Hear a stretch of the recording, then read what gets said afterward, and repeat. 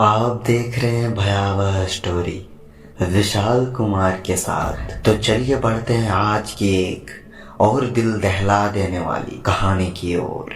मेरा नाम प्रतीक है और मैं वेस्ट बंगाल के एक गांव में रहता हूँ। मैं अभी इंजीनियरिंग का अभ्यास कर रहा हूँ और साथ ही में मैं एक सोलो बाइक राइडर भी हूँ। मैं अक्सर छुट्टियों के दिन या फिर वीकेंड पे अपने बाइक को लेकर लॉन्ग ड्राइव पे जाता रहता हूँ। एक दिन मेरे साथ कुछ ऐसी घटना घटी जिसे आज भी मैं सोचता हूँ तो मेरे शरीर की रूह तक कांपने लगती है। आज से 2 साल पहले की बात है। मैं अपने बाइक लेकर कोलकाता लॉन्ग ड्राइव पे गया था। रास्ता 3 दिन का था, इसलिए मुझे पहले से ही होटल बुक करनी पड़ी थी।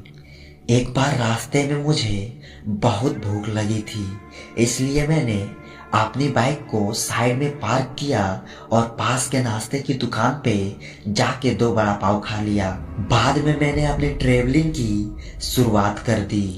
अचानक मेरा पेट बिगड़ने लगा। मैं होटल पे जा सकूं इतना भी समय मेरे पास नहीं था, इसलिए मैंने पास में सुलभ शौचालय पे एंड्यूज का उपयोग किया। वहीं पे मुझे किसी के पायल की आवाज सुनाई दी। मुझे कुछ अजीब सा महसूस हो रहा था। पुरुष के शौचालय में एक औरत का क्या काम।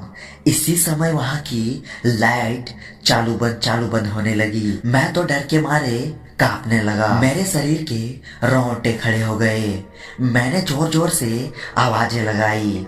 कौन है जो मुझसे मजाक कर रहा है? बाहर निकल के तुझे छोड़ूंगा नहीं, ऐसा मैंने अंदर से ही आवाज दिया। थोड़ी देर बाद वहां सब ठीक हो गया। मैं जल्दी से वहां से निकलने की कोशिश कर रहा था, लेकिन वॉशरूम का दरवाजा खुल ही नहीं रहा था।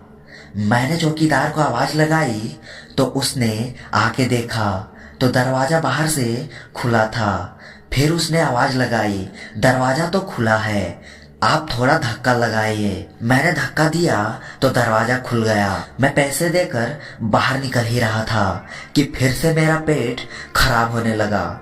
मुझे वापस उस खतरनाक वॉशरूम में नहीं जाना था, लेकिन मेरे पास और कोई चारा भी नहीं था। इस बार लगभग 2-3 मिनट ही हुई होगी कि वापस से लाइट चालू बंद होने लगी और साथ में ही कोई स्त्री के हंसने की आवाज भी आ रही थी। मुझे काफी डर लगने लगा था।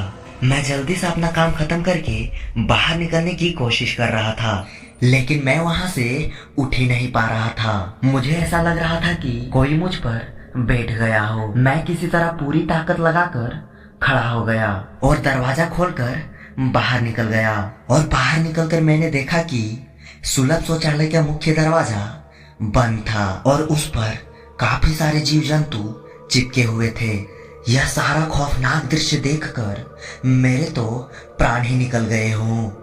ऐसा महसूस होने लगा कि मैं जोर जोर से रोने लगा। वहां पे काफी अंधेरा था और काफी दुर्गंध भी आ रही थी। मुझे लगा कि मैं यहाँ से कैसे बाहर निकल पाऊंगा। उसी वक्त मेरे सामने एक बड़ी बड़ी लाल आंखों वाली, लंबे बालों वाली भयानक औरत खड़ी हो गई। उसे देखकर मेरे तो होश उड़ गए थे। मैं तुरंत ही दरवाजे की ओर दौड़ा, लेकिन घबराहट की वजह से मेरे पैर फिसल गए और मैं नीचे फर्श पे गिर गया। पायलों की भयानक आवाज के साथ वह औरत मेरी तरफ आ रही थी। उसे देखकर लगा कि आज मेरी जिंदगी का आखिरी दिन है, अब मैं बचने वाला नहीं हूँ। थोड़ी ही देर में वो औरत मेरे पास आकर बैठ गई और मुझे जानवर की तरह सूंघने लगी। मुझे अपनी मौत साफ साफ दिख रही थी। फिर मैंने अपनी सारी हिम्मत लगा के एक आखिरी कोशिश करके जोर लगा के खड़ा हो गया और जोर जोर से दरवाजे को हिलाने लगा। थोड़ी ही देर में दरवाजा टूट गया और मैं बाहर निकल गया। जब मेरी नजर बाहर खड़े लोगों के सामने पड़ी तो मैंने देखा कि लोग मेरे सामने ऐसे देख रहे थे जैसे मैं कोई पागल खाने से भाग आया हूँ। लोग मुझे यहाँ तक बोलने लगे कि पागल है क्या, पी के आया है। मुझे उन लोगों की बात बिल्कुल भी समझ नहीं आ रही थी। तभी वहाँ पास खड़े आदमी ने मेरे पास आके पूछा, भाई तुम वहाँ अंदर क्या कर रहे थे? मैंने कहा, भाई मैं कोई अंदर घुसने नहीं गया था, बल्कि टॉयलेट करने के लिए गया था। मेरी बात सुनकर उस भाई ने मुझसे कहा, तुम जरा पीछे मुड़कर तो देखो। और उस आदमी के कहने पर जब मैंने पीछे मुड़कर देखा तो मेरे पैरों तले मानो जमीन खिसक गई। वहां दूर दूर तक कोई भी शौचालय नहीं था, बल्कि एक पुराना टूटा फूटा खंडहर सा मकान था। ऊपर वाले की मेहरबानी थी कि मैं सही सलामत बच गया था और उस भयानक दिखने वाली चुड़ैल की चुंगल से निकल चुका था। दोस्तों, आपको यह कहानी कैसी लगी हमें कमेंट करके जरूर बताएं, और अगर यदि अच्छी लगी तो हमारे चैनल को एक लाइक जरूर करें और चैनल को सब्सक्राइब जरूर कर लें।